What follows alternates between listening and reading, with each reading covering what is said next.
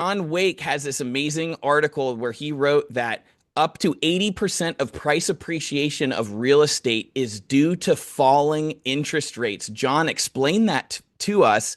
Why is this happening and where do we go from here? Yeah, just looking at a rough estimate compared to 1990 and today. So here's a chart which shows you the monthly principal and interest payment per dollar of mortgage amount borrowed. So if you go down to when prices were skyrocketing, you could borrow basically $2, twice as much money for if you paid $1 in a mortgage payment, you could borrow twice as much money in 2021 and than you could in 1990. And that explains, I think, most of or all of the increase in home prices, the real inflation adjusted increase in home prices since 1990 is interest rates going down. There's no way around that. Now, the prices we have today are based on those interest rates because it's like, hey, they'll give me twice as the interest rates went down, so I can borrow with the same monthly payment more money. So I'm fine at the paying this price for a house because people are judging the price. Their mortgage payment price of the house, not the actual price of the house. It's the mortgage payment price. That's why they skyrocketed so quickly, and particularly investors. They can really take advantage of it more than you can. You can buy one home, they can buy five. So when interest rates fall, that really changes things. They're more sensitive to interest rates, actually, investors are than us people who live in their homes. Yeah, so Goldman Sachs did a similar study and they found that up to 50% or even more of price appreciation is due to these falling interest rates. Obviously, we've had falling interest rates, mortgage interest rates for the last 40 years. John, what happens when this trend reverses like we're seeing right now? What happens to the real estate market? Wow. Well, we've seen in past years, there's been a lot of corrections. I got a great history chart here. Okay, here's the history of the United States. Looking at the case Schiller, you can see there was a boom. This is the savings and loan boom, and then the bust, and it slowly came back, and then slowly built up. And then there was the 2000s. Oh my gosh, that's sank. And then, well, you can see the last one. So we're just in the edge here. So the thing that's the date, there's a ton more downside potential than upside potential right now for prices. If we go into a recession, wow, that could really be the trigger. But I think one thing that could happen is that the government is different now than 20 years ago, that they were so involved in the pandemic and all that that they did so many things that I think they'd be a lot more active than they were back then, which is bad in some degree because if we don't get a price correction, we could end up like Canada, where they didn't have a price correction in the 2000s, and now prices are crazy high there, and they're going through a huge crash in Canada right now. So what do you think is going to happen from here, right? Because we have real estate that's priced at like 3.5% mortgage rates. Now we're all the way up Yes. 6.5%. But does that gap change overnight? Because I feel like a lot of people are saying, well, oh, now it's more difficult. Now's the time to buy. Is now the time to buy, or does real estate take time to correct? What is the time frame for this correction to happen? Oh, that's the big thing. I've been worried about it. When you saw the prices were tanking here, I thought, oh, it's going to keep going, but then they bounced and came back down and came back down again. I don't know what's going to happen to a crush. I've been saying if we ever go into a recession, wow, that is really bad news. But the number of sales is incredibly low, but prices aren't falling, partly because if I'm moving up, I have a home and I'm buying another home. I don't care what I make on one house, what I lose on one house, I make on the other, whatever. So price, I'm selling the house for a crazy amount, even though I'm paying a crazy amount for my next house. So that's a lot of it. It's the first time home buyers are really getting hurt at this point. So that's how does it play out? I don't know. I think the best case scenario would be prices would be flat for a long time, and then slowly over a period of years, as incomes increase, they become. But what do you do for first-time home buyers between now and then? And what do you do about the first-time home buyers that bought in the last few years? And now the prices are down in their town. Oh my gosh. Yeah, we feel that specifically for the first time home buyers that bought from 2022 to 2024, they're now underwater. They bought new construction communities and they maybe experienced their first job loss or they have to relocate because they're having a kid and going closer to family. What do you say to these people who are already underwater looking at this chart, seeing the fact that prices could be flat and negative for a substantial period of time until wages keep up? What do I say? I say it's not your fault. You had nothing to do with it. You just bought at the wrong time. You got your first good job at the wrong year. And that's the same thing that happened with the Gen X in 2004, 5, 6, 7. Oh my gosh, they did nothing wrong. Right. And they were set back, some of them financially, I don't know, what, decades, some of them would be looking at houses to sell in, say, the year 2020. You could still see homes that were selling for the same price that they had paid 15 years earlier. Oh my gosh. And they've been making mortgage payments all those years. So that was really tough. A lot of people walked away, of course, back then. And that one of the risks we don't have now, this is different than then, is there was a lot of people that had those mortgages where you had no money down mortgages in 2005. And so a lot of those people, this was surprising. There was a famous economist looked at it and said they were surprised at how many people made 2 or 3 months payments and then stopped making payments. Well, that's because they had no money down. The only money they had going into the house was the monthly payment, and they realized prices are going down, and they walked away. So we don't have that now. So that put a lot of pressure at the top of the market when those first investor types pulled out, and it put some pressure. And then we had some. One of the big problems we had back then too is the foreclosure system is set up that the servicers, they don't make any money when you're not making payments. And the way they make money is after the foreclosure is complete, then they get caught up on all the servicing fees. So basically it incentivizes, this is wasn't the intention, but it incentivizes foreclosing fast. So in places like Arizona where you can foreclose fast, they foreclose very fast. For Florida, is a really slow place to foreclose, but nevertheless, that put a lot of downward pressure. Is just the mechanics were that way. In the savings and loan crisis in the late 90s, late 80s, early 90s, that was savings and loans. And savings and loans, sometimes we would say, hey, we've got so many foreclosures. Let's just rent this house out. After they foreclosed, they would just rent it out for a year or two until prices. So they didn't get as much. And since they were the ones taking the loss, not the government, Fannie or Freddie or whatever, they wanted to sell it for the maximum amount. So anyway, that was one of the reasons. Now we don't have those kind of terrible loans, so we're not seeing such quick foreclosures. But if we did, let's say if prices, something I saw from that time in the 2020s, is when after prices fell about 20%, it kind of changed everything. This people started walking away. Remember those people that they could afford the payment, but they didn't want to own it. They would just walk away because strategic defaults. Because and that started about after values fell about 20%. Or you were Wow. 20% underwater. Then Right. people were just walking away and they could afford the payment, but why? We're seeing that, John, in the FHA and the VA markets here in Florida, and specifically in the areas where there's just massive amount of multifamily and single family construction. We aren't seeing people walk away yet, but we're seeing that they have the negative equity. So it's kind of like we're in the phase one of what you're describing of what the previous cycle happened. It's just instead of it being the zero down speculators, it's the FHA and VA buyers, which they don't have any skin in the game and they have life happening. So if you're hearing all this, obviously it's market dependent. Real estate's very micro. But if you're a first time home buyer in the Sun Belt and you're looking at this chart, you're seeing what's going on with oil and Iran and rates, and you have that narrative of real estate always goes up, right? The historical 4% every single year. Would you challenge that belief with this data that you have on this chart? What would you tell to the first time home buyer? Is it better for them to wait now? Is it better for them to buy right now? Yeah, what I'm thinking right now is it's better to wait. Just rent for a couple years and see what happens and see. I would definitely, there's a lot more downside potential on prices than upside for sure. So Absolutely. now Okay, so sometimes you get to the point in your life where it's like, okay, we just had our second kid and then no, no, no, no. And if maybe money isn't as tight, maybe you could, just for the stability of your family, might want to do it. But I would, if all other things being equal, I would just rent. absolutely. All right, that's great to know. And so, are we actually dealing with a housing shortage? Oh, Because this narrative has been oh completely has been no. going on, and it's still going on, right? There's still narratives that are being put out there by Housing Wire where there's this massive shortage. Can you talk to us about your thoughts on the shortage? Oh yeah. Would you like to see a chart? Yes, charts. Yes, bring us the charts. That's what the audience loves.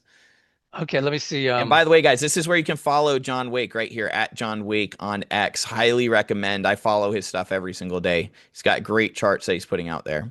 Okay, so this shows you the homes per person. We have more homes per person than ever. Like, for example, there's just, so that we don't have a shortage. Just looking at basically what the people who say shortages, they do crazy math where they say, oh, we have to look at the vacancy rate and this and that. And it shows there's a shortage of this million. It's like, Don't have to do all that shenanigans. You can just look at the amount of homes we have compared to the amount of population, and we have more than ever.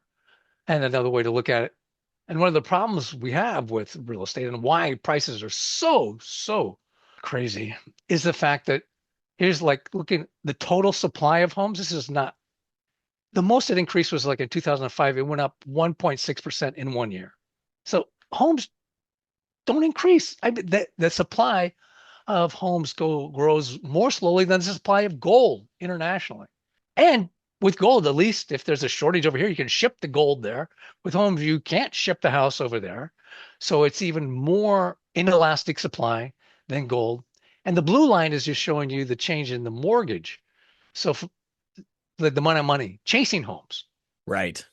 And so the amount of money chasing homes can go up 14% a year for a few years. No wonder prices skyrocketed then. And you can see here, blue more recently, the amount of money can increase phenomenally faster than the actual total supply of homes that exist. So there's just more money chasing a very similar number of homes on the market every single year. Yeah. So stuff that really jacks the demand tends to end up with super high prices because supply it just can't increase that fast. Like I said, here we go. This is the most it increased was 1.6% in a year, and that was at the top of the market in 2005. So this is a great chart. This is a really, really helpful way to look at it. Now, what happened in 2020 here in Florida, because in 2019, by the way, we were about to feel like we were going into a recession in Florida, and we did not have a shortage. We had 9 to 12 months supply and a lot of price points. Things were taking 120 days to sell already. And this is why I said there's no shortage because we didn't have a shortage before 2020. What we had was a demand shock caused Yes. by short-term interest rates and the what happened in 2020 time period with people getting sick and wanting to be in the sunshine and all this other stuff. Maybe some politics played, and we just had tons of people relocate all within the same 2 to 3 years, and they gobbled up with the investors all the inventory. It wasn't ever because we had a shortage of supply, because we didn't have a shortage of supply before. No, is it? I'm a demand bro. This demand is what's causing it. All the supply bros is like everything you whatever you say. Oh, it's supply because they don't want you to cut demand. Let me show you what you just said, but give that example for Phoenix. Yes, please do. Here it is. Okay. This is looking in when you register, when you buy a house, you have to sign a thing called intended use. They're going to use it as a rental, use it as a second home, or use it as your primary residence. So this is an official number with the counties. And this shows you, and the prices skyrocketed in 2021. But look what happened in 2021. The number of homes that primary home buyers, the people who live in their homes, actually bought fewer homes. They bought 2,900 fewer homes than in 2019, but the number of investor purchases more than doubled from 2019. So that was what caused it wasn't a supply shortage, it was a demand surplus. And it was mainly, it was all here, it was all investors. It was actually the number of live-in homeowners went down. So that was what caused it. They're just, the investors is why I say they're more sensitive to the lower interest rates than people who live in the home because like they can buy more than one home. They can buy a few homes, and Yes. if you're a first-time homebuyer, you're just going to buy. Oh, I'll buy now. Interest rates are down instead of next year. Absolutely. So you saw this is exactly what we saw in Florida. More than 30% of the home purchases were from cash investors, these institutional investors, American Homes 4 Rent, Progress Homes, these big players, First Key. Did you see them gobbling up in the Phoenix area a ton of real estate as well? Oh yeah, there was a ton. Yeah, they were a big thing. There was also a lot of well, iBuyers. We have a lot of iBuyers. They Yeah. resell right away, but nevertheless, that was a part of it as well. Now, are these companies there still today buying and doing their flips? There's a lot less, but nevertheless, the percentage is still high. It's I have a graph of that someplace, but this percentage, like in say the year 2000, investors would buy like 4 or 5% of homes, Yeah. and then by we got to 2019, it was like 16% or something. It was like Wow. quadruple, Yeah. and then it went up to like 25 during the boom in the, and now it's back down to like I don't know, 15, 16, something like that. So nevertheless, it's far more than it was in the 1990s, for example. Is that just because the interest rates have been falling and it's just made more sense for them to buy it up? Is it because of economies of scale? What explains that jump? Oh, that's a great question, John. Why is it? Part of it, I think, is just in the 1990s, home. buying a home, a single family home as a rental was like a mom and pop thing to do. Right. Like real big businessmen don't do that. And so then it became after, say, 2010, then they started getting these big institutional investors coming in. And also as time went on, laws changed that made it more attractive. We had the bonus depreciation, Yep. and that was a holy mackerel. You don't have to, you're making money and putting it in your pocket, but you don't have to pay any taxes for several years after you buy a rental. So it's like that. Another thing that happened in Arizona, we LLCs were invented in like 1992. So this made it a lot more attractive. It's like, oh, I have all this money. If I buy this home with an LLC, I'm protected from any downside risk if whatever, somebody slips and falls. So there's a lot of things that made it more attractive. Oh, plus, I think the internet had an impact too, because it just the word got out. Like in the 1990s, people have these sessions. Come to this hotel on Saturday, and we'll have a session on how you can invest in real estate. Yeah. And that was like in the 1980s. You had to go there and pay something. They would do it. But as the internet came along, there's a bazillion YouTube channels talking about how to invest in real estate. It just the word got out. And also the main thing they talk about in those YouTube channels is just tax breaks. That's Right. their main selling point Yes. is to the tax breaks compared to They other love to investments. pitch to doctors. It's like the bigger pockets trying to pitch to doctors. Hey, you're W-2, the government's taking too much of your money. Buy this overpriced real estate in Phoenix, Arizona, and have a rental and have your wife get a real estate license and manage it, or whatever, Yes. vice versa, right? With the husband doing it, but someone to get their license to offset but the reality is that just defers the taxes, and if they ever sell, they're going to recapture unless they hold till they die, or they have to 1031 exchange it, which is harder to do with a single family house. So it's an interesting Yeah. concept, right? I got a story about 1031 exchanges. They got in the Sure. 2017 tax bill, they got rid of 1031 exchanges for everything except real estate. And they said there was people in the industry who were saying that was because of NAR, the National Association of Realtors lobbying is what kept the 1031 exchange for residential real estate or real estate in general. So anyway, that's another break that makes it a better investment for some people. For some people, yeah, it makes it more attractive because they don't cash flow. Like we're seeing right now, I don't know about where you're at, but unless you're buying for, 40 cents on the dollar of what, the market price is, we don't see the properties cash flowing at today's mortgage interest rates. Oh wow, like yeah, I bet they aren't. Wow. It's tough. And a lot of people, what they do is they're trying to sell their house, they can't sell it. They turn it into a rental, right? Because they become an accidental landlord. Now we have tons of inventory flooding from the single family standpoint. They're still building, the builders are still building, and we have multifamily on every single corner, luxury multifamily being built. And the Yes. demand has dropped 73% from the peak for domestic migration. Birth rates are down in Florida. International immigration is down in Florida. And we just have like this perfect demand basically we had 10 years of demand pull forward in 3 years, and now we have Yes. 7 years of the lowest. Like that's how I view it, is we're just going to have 7 years of extremely low demand because the people who are naturally going to move here already did. Yeah, but I didn't expect what happened. There could be some emergency like the pandemic, which caused interest rates to come down. But then again, prices are already based on 3% interest rates. So That's right. that could keep the sales up or it would, I think lowering interest rates now more prevents prices from falling or lowers the pressure on downward pressure on prices So is than there that. any scenario, John, where you see prices that could actually go up from here over the next 5 years? Oh, wow. Yeah.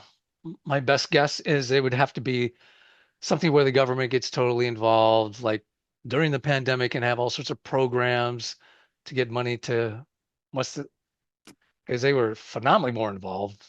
I can't believe how involved they were. Remember they're sending you checks to everybody, like Yeah. those three checks, and then they had the PPP program. There's so much fraud involved. PPP, They just throw stimulus, it out, yes. just take the money. So there could be something along that line, but mm, my guess is, or the kind of the best case scenario is prices fall like 10%, and then so over the years, then the incoming per capita income increases to the point where it's affordable again. But Are you that's years from now.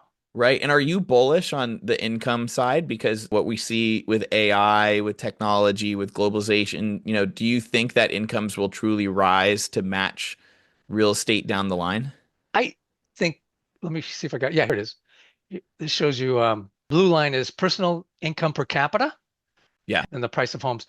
There's when you look at different countries all over, there's a huge relationship between income and what people will pay for a home. But rent is really pretty stable. But when you get into homes, because homes have a invest, they're not just a consumption good, it's an investment good. So you get into these crazy bubbles, but they tend to come back down towards a relationship to income. So I totally expect that that will come back down to um, similar to income.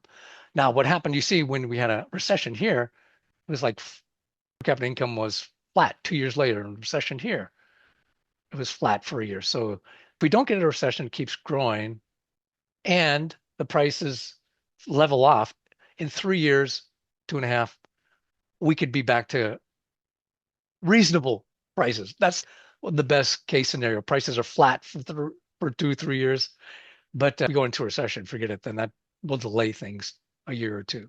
Do you think that we're already in a housing recession, or is that narrative still early? Well, you look at home sales, holy mackerel, definitely. And but prices have been slowly falling, real after inflation, slowly falling. But this is a huge recession as far as home sales go. It's shocking that prices have held up so well.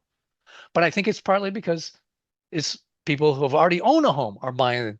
They're the ones who are buying. They're selling a home at a crazy price and buying a home at a crazy price. Yeah, it takes time for the distress to show up. So, how long do you think until distress really shows up in the marketplace? Because, I was talking with another friend of ours, Melody Wright, Oh, and great. been fantastic. Another great person to meet on X and connect with and follow. And been seeing distress for quite some time. I started talking about it in mid 2025, saying, "Hey, this is what we're seeing. We're starting to see the short sales." But it just takes such a long time for real estate to play out, just because people they try to find solutions. They get loans elsewhere. They don't want to lose their house. But over time, all of this comes through and does eventually come to the market over years. Do you have like a time frame? I keep asking you time because I think it's important Yeah. for the audience to understand because there's buyers right now who are watching this who are like, I got to buy right now because, the supply is going up and it's blood in the streets. Like, are we at a blood in the streets moment right now? Or is this like not even the beginning of this? Well, Millie's been talking about that there was so few foreclosures because FHA and they had all The these workout programs, these programs. special Yes. workout programs, and now they stopped those last fall, but it takes a Yes. while. So we're going to start seeing a lot more foreclosures this quarter. And then And we are. that, and Yeah. that's going to start putting downward pressure on prices of those foreclosures. That could change a lot of things. And that's something that was very different than 20 years ago. During that, there was no, they were so slow to react. They foreclosed quick. And there was no government programs delaying it. Not until later on. They did have a first-time homebuyer program, but that didn't come until like 20 or something like that. Makes sense. So if you're a first time home buyer, now's the time to stay on the sidelines, wait, rent, watch, right? Create some lease optionality. Do you have any other advice for, young people who don't or who are terrified of buying in at the peak of the market and see maybe what happened to their parents, during '08 because they could Yeah. lose a whole decade or two. And, I know a lot of people saying, well, you can hold on to the real estate forever for 30 years. Well, the majority of people don't hold on to their real estate for 30 years. And in the first 10 years, the majority of the payments that they make go to interest, not to principal. So in 10 years, when they go to sell, obviously the buy sell costs are up to 10%, right? To get in and out of real estate, it's very expensive to transact. So people are underwater usually. If they put down debt less than 10%, they're usually underwater, immediately. And so they're terrified to get Hmm. in and buy their house and be stuck. What, do you have any other input for those folks who might be watching? Yeah, I'm really cautious right now. That tends to be my temperament. I'm always looking for what can go wrong. And I think there's a lot more that can go wrong, particularly if these foreclosures start hitting. We go into a recession. Hopefully, it's a mild recession, but it could be 3 years to 5 years before it's really things get good again. But if we start falling fast, um, I kind of don't think prices will fall fast. The government's so involved in the Yeah. economy now, they won't let it fall fast. But that's really tough. You want a crazy idea what I think a solution is? Yes. Give us the solution. Okay. Back to 20-year mortgages. Because the way the baby boomers we made money is the prices, interest rates went down and the value of the homes went up. We made a ton. Who expected that? That's great luck. That's not going to happen to first-time home buyers today. But if they have a government program which says, okay, I've given you this first-time home buyer down payment thing, we'll pay to make your mortgage 20-year mortgage, because 20-year mortgages have like the foreclosure rate of a 30-year because you're building equity so fast. You're Right. building equity about twice as fast. So if you lose your job after 5 years, you can sell it and make money instead of maybe losing money if prices have gone down. So that would just, and in fact, my big hobby horse about 20-year mortgages is when the biggest increase in U.S. home ownership happened not after World War II, but during World War II, when interest rates, the mortgage was 20 years long. So and there's like lots of countries that have, there's a one study by the OECD or something that showed more countries have 20-year mortgages standard than have 30-year mortgages standard.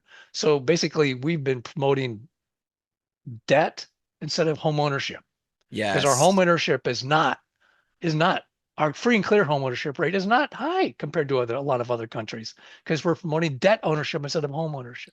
Oh, what a insight. And what we're seeing is, the administration wants to go the other way, right? They're pushing debt ownership, 50-year mortgages. Do you like any of the administration's ideas that they've kind of thrown at the wall, where the 50-year mortgage, the assumable mortgage, the portable mortgage, all this stuff to kind of extend the market run that we've had here? What do you think of these ideas? Uh, they're all nothing that has an effect that would have a good effect. I have a whole list on my website, 49 things you could do to increase the home ownership rate, so you can check that out. But do you think if we did have something like a 20-year mortgage 20-year. Yeah. that's taking the government's like giving you, that would need to be portable. So you could take it to your second home, whatever the remaining of it to your second home. So I do agree that portable mortgages are a big thing, but the mortgage probably would hate that because then you wouldn't be. But the way it works in Canada is there's like so many, five big banks in Canada, and when you buy a new home, you end up usually going back to the company you have the first mortgage with. And instead of getting a second mortgage on top of that, they'll just give you a new mortgage that does a combine, and that makes it simpler. So you just have one. Those are some really good ideas. I don't know if the investors would like it though. What they want No, is my God. get paid back, and then have you pay it off in 10 years because that's how they make the most money and then originate a new one. Um, Yeah, if it depends on what your goal is. If your goal right. is the stable families, oh my gosh, how many divorces and stuff came out of the last bust, and how many come out of this? That's well, I could show you. Yeah, show us the 49 ways to increase. Let's see the ideas of, because we need more people thinking about solutions rather than ways to load up the next generation with even more debt, right? Because they're loaded up with credit card loans, loaded up with car loans, student loans.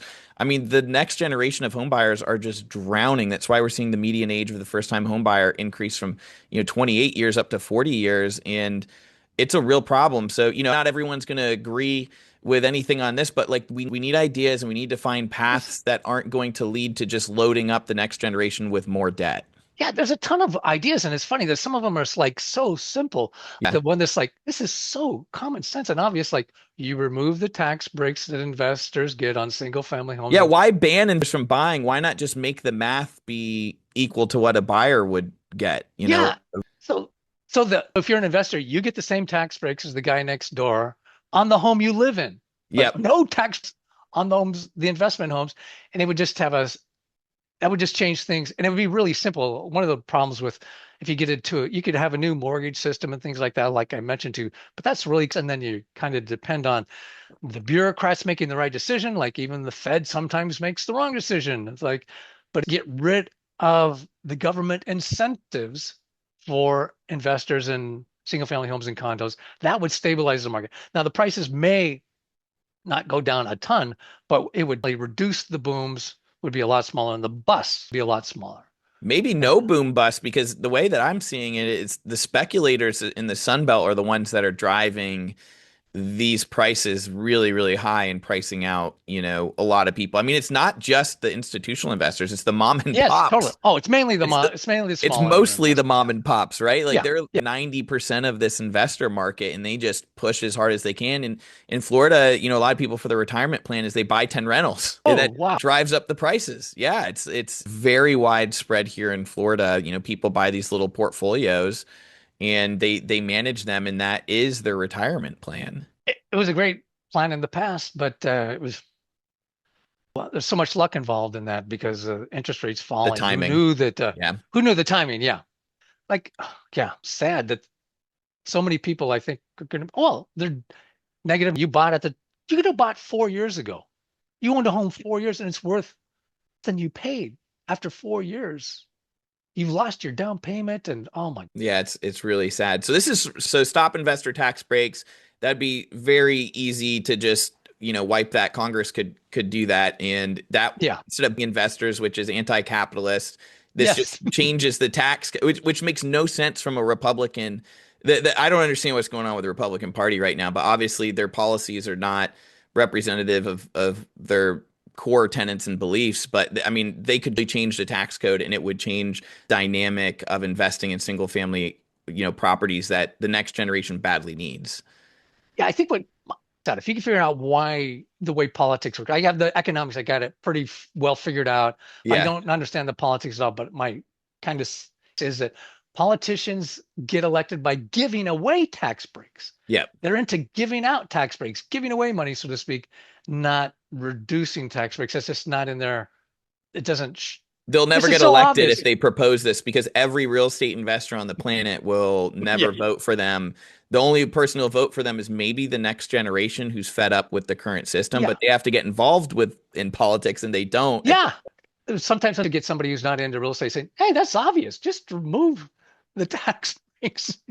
But it has to, Too but many people benefit and it's the voting class that benefits. like I'm thinking the families particularly.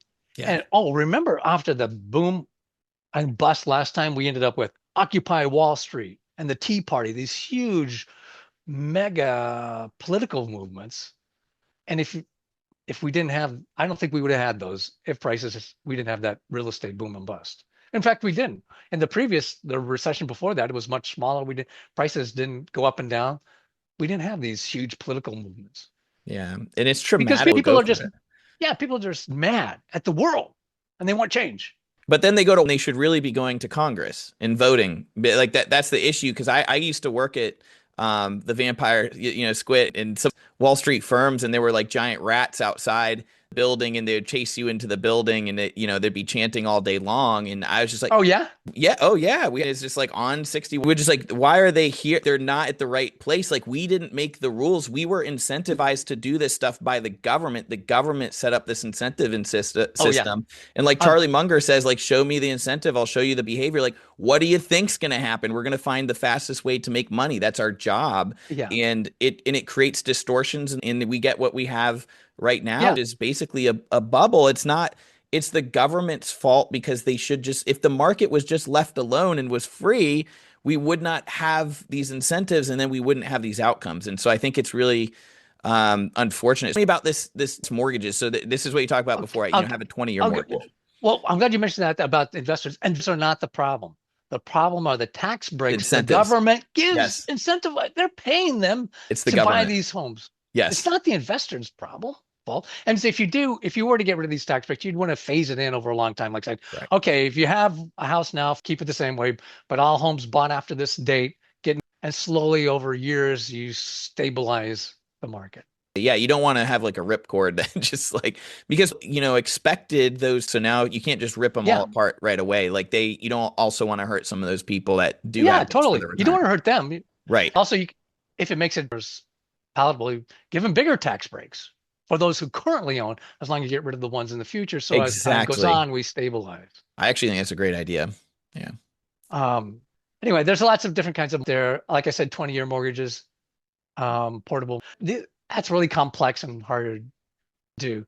One of my favorite, I'll just throw out another crazy idea. I've read this a couple different places, is a what I call a lower only adjustable rate mortgage. There was been proposed. I read it in two different places over like 20 years.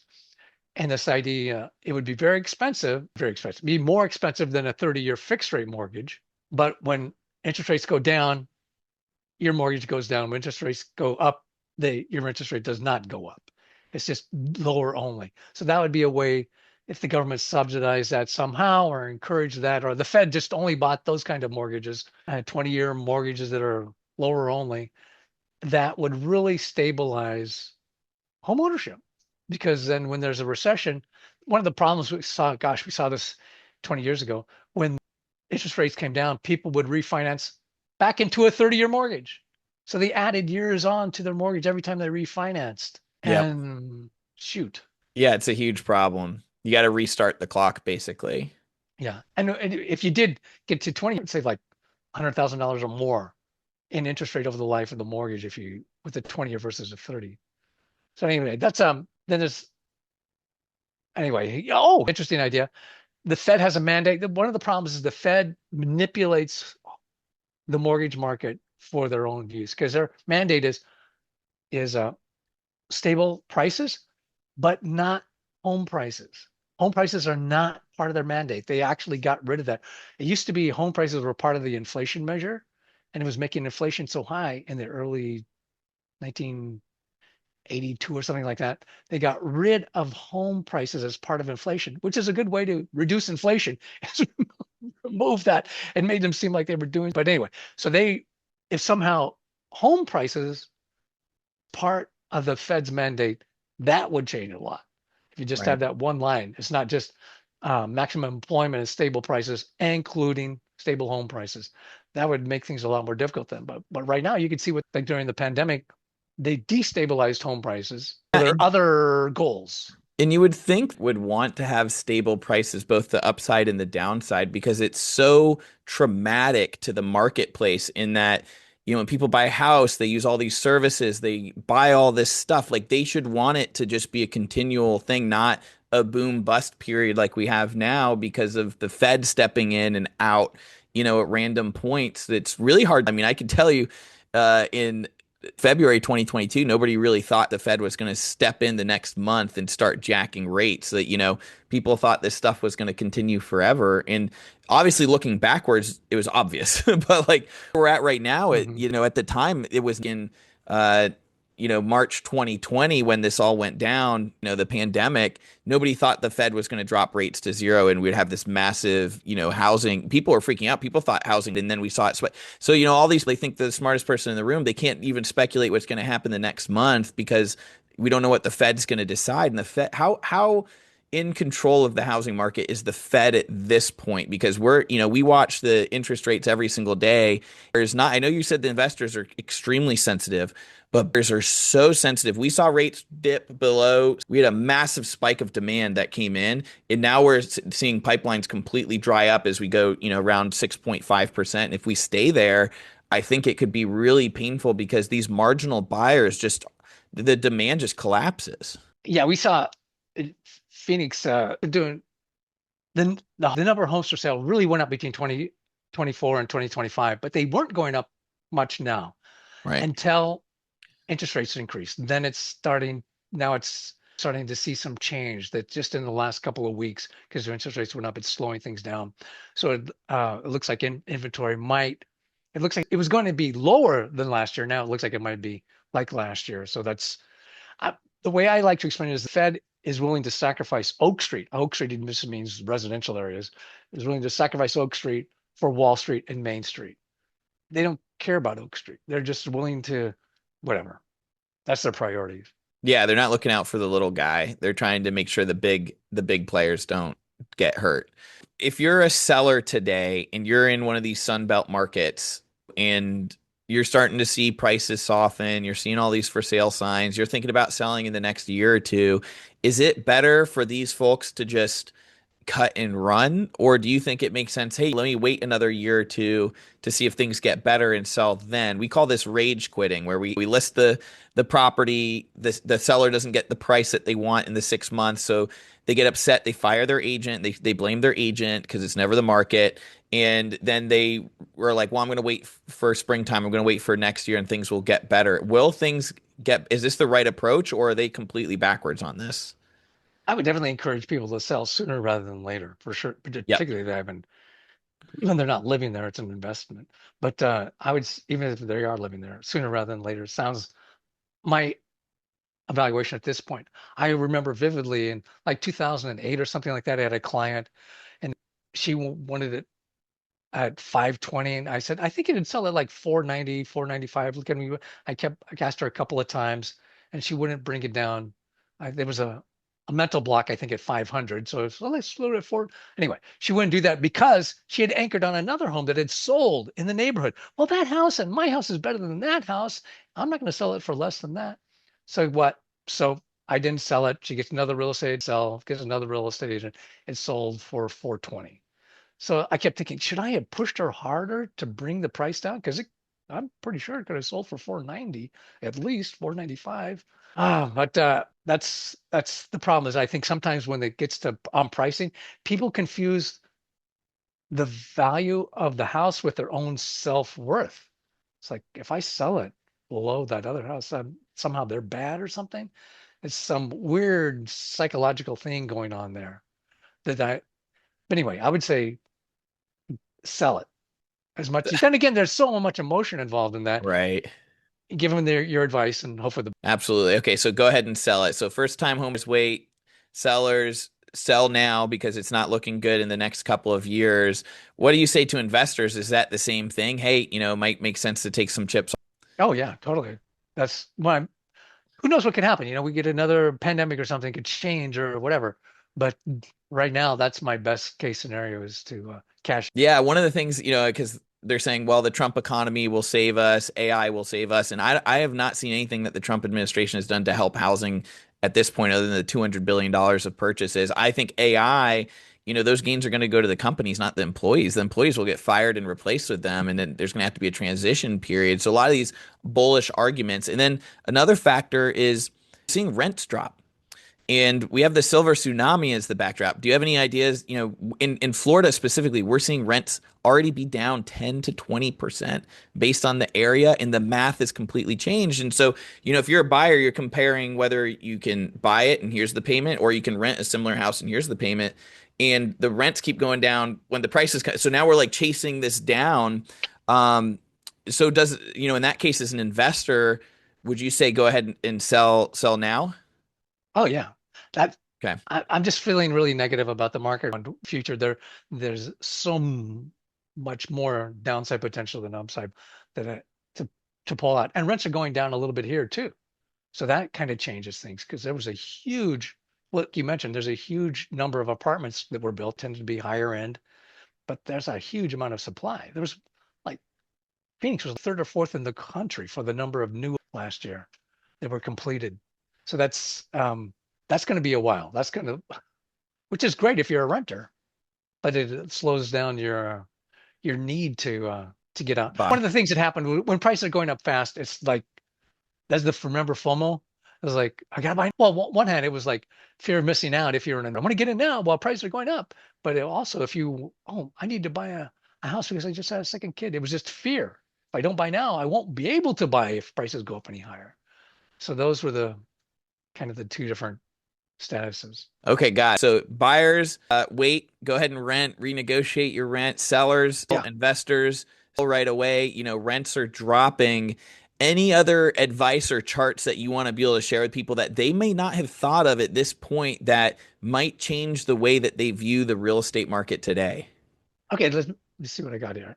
And by the way, this is Okay. great, great information, guys. Go follow in his Here, data. okay. This is the craziest thing ever. Okay. This is looking at Metro Phoenix. And you can see here the prices went up $125,000, the median home price of new homes. This is just looking at new homes. Yeah. And this is what happened to new home production. Nothing. They just keep We building. they just kept this, even though prices went up 120,000, they didn't build more homes. I don't know what the heck is going on. I So that's the see. whole supply thing is saying, oh, if prices go up, they'll build more. Well, that didn't happen, at least here in Phoenix. Do you have a lot of domestic migration there? Generally, yeah. We Yeah. a lot of Californians, particularly California, but also Is it holding up? Because our market obviously has gone the other way, where the majority of our demand in Florida is the international and the domestic migration. It's not from the locals. We have a very small middle class. You're usually either working class or you're, extremely wealthy from oh, another interesting. state for retirement. So we don't have a healthy middle class. We completely rely upon relocation, and they're down dramatically. And so we're seeing, the builders are keep building even at these crazy prices. It's starting to slow now, but these they take 2, 3, 4 years to finish out. And once they break ground, they have the financing, they have the contracts in place, they have to finish. And so that's what's happening. We're seeing, even though demand is like low, we're seeing supply just stack. And it's like mind boggling. And we're just like, oh my gosh, all these people who put this money into this stuff, they're either going to be losing money, but if you're looking at it from a buyer renter, this is awesome. Now I have like tons of options. I have all the negotiating power. Are you seeing this similar in your market, or maybe not playing out as diverse? I don't think it's as bad. I don't know. I've seen it. I've seen graphs on that, but I think Florida was particularly hard hit. It was like and so we're still getting in migration, but it's not as big. And also Okay, there so was this some one of the migration was actually international. That's way down, but that would have been more working class, I think. makes okay. Anything else, John, that you charts that you want to share with the group here while we have you? Oh, let's see. What can I oh, here's one. If you just want to check out the real estate market in general, I have a web page where I took a bunch of Fred charts. This is a realestatedecoded.com. And you just go down and it just has, if you're in numbers, gets a nice way to just get a view of what's going on in the real estate market in the US without a filter, just the data, just looking at the charts. Oh, this is So great. So, guys, go to real estate decoded right here. So you can see the median sale prices. Scroll down a little bit. We had this massive run up. Now it's starting to correct. Residential yeah, prices are starting to correct across the board. And house to this chart is fantastic because this kind of shows you where we are in this cycle. Price to rent ratio. It's it's, just it's out. yeah, yeah. Anyway, there's lots of the numbers people. Great. Anyway, I wish we could do something about it. I wish somehow, I don't know what the secret is. To me, there's like so many economic solutions to this. There's a zillion, I have 49 or something, things that could be done, but that's a political problem. It's not an Yes. economic problem. Somehow politicians or the people just need to say, okay, everybody, well, we want to have 20-year mortgages. Let's figure out how to do it. We can phase in over 10 years or whatever, or whatever. Or let's get rid of the tax breaks for investors of single family homes, and we can have, we can make them bigger for the people who currently have homes. Phase them out over time, and then think of how much stability that would bring. We saw that one graph showing how these. Remember the graph for 1990s, the boom in the 1990s versus yeah. This is the one. They're just getting bigger. Look how sharp that increase is. Right. Oh, another thing. This is really okay. Last thing, minor point. Thought during this boom. Oh, if we had more data, people would see this. These prices are crazy. We wouldn't have a boom. So what happens? We have like 100 times more data, whatever times at least, and the boom was even bigger Yeah. because it turned out that people have the data, the irrational exuberance of like they could see prices are going up, so let's buy. And the investor get it's going up. Where back then it was kind of hard to see when prices were going up. The data wasn't as available as it is now. So it made the market in a way more irrational. It made it more speculative. Like the more information out there, people keep saying, well, maybe I should buy a few houses and sit on it, buy the Airbnb. I also think there's a lot of people who make money off of pitching that narrative, and they Oh, sell yes, yes, totally. education, they say Totally. bigger pockets, housing wire. These people say prices will go up forever. But obviously from this chart, prices don't go up forever. There are boom bust cycles where they go up for extreme periods of times. There's times where they go down in period of time, but people keep pushing this narrative that just buy no matter where you are in the market cycle. And I'm not sure that's great advice. Do you? Oh, yeah. The narrative you talk about has been going on. You can see when they make big changes, like in the 50s, there'd be a recession. Seems like whenever there's a recession, there's a lot more likely that they change it from 20-year mortgage rate years to 30 years. That was in 1954 during a recession, things like that. Or it's to promote home ownership and the American dream. And they're doing it. Their businesses, they want to make more money and they can see this change would make them more money, but they always sell it as home ownership, American dream, good for a lower income people. The sales pitch is be skeptical. Is the American dream just owning a mortgage at this point? Yes, that's what it That's what is. they're selling. They're not selling home ownership, selling mortgage ownership as Yes, the American dream. And this is totally backwards from a political yeah. standpoint. The goal shouldn't be mortgage ownership, should be free, clear home ownership. Think of how more stable. Let's say we had more people that own their homes free and clear. that would really stabilize the economy in recessions. And if more people, that it'd be great.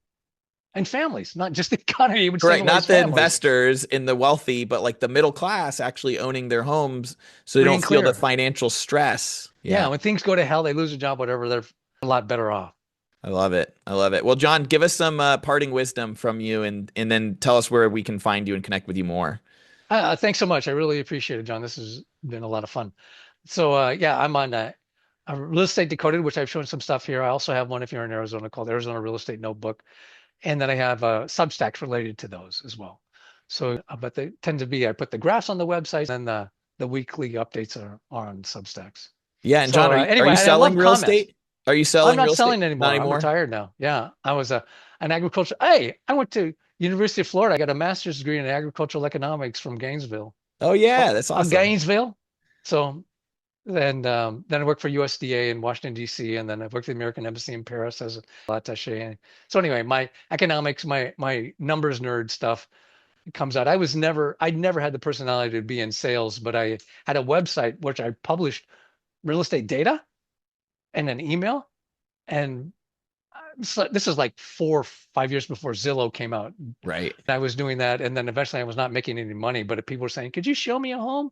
So eventually, it's not my personality. I started doing real estate sales, and then that did well for a few years. Awesome. Well, you sharing all this information, what you're contributing to the real estate community, the fact that you're coming from a data approach that can provide actual solutions to this type of economic disruption in the boom bust periods, the housing cycle is refreshing. I think a lot of people get into this, how do I just enrich myself versus how do I make the system better for everybody? And so I appreciate what you're putting out there, appreciate the content, you being willing to come on here and share with the group your thoughts of what's going on. So guys, if you're listening to this, give us a like and a comment and then follow John Wake on his channels on real estate and on X at John Wake. And so thank you again for coming on today. So much. I really appreciate it, John. All right. Thanks so much.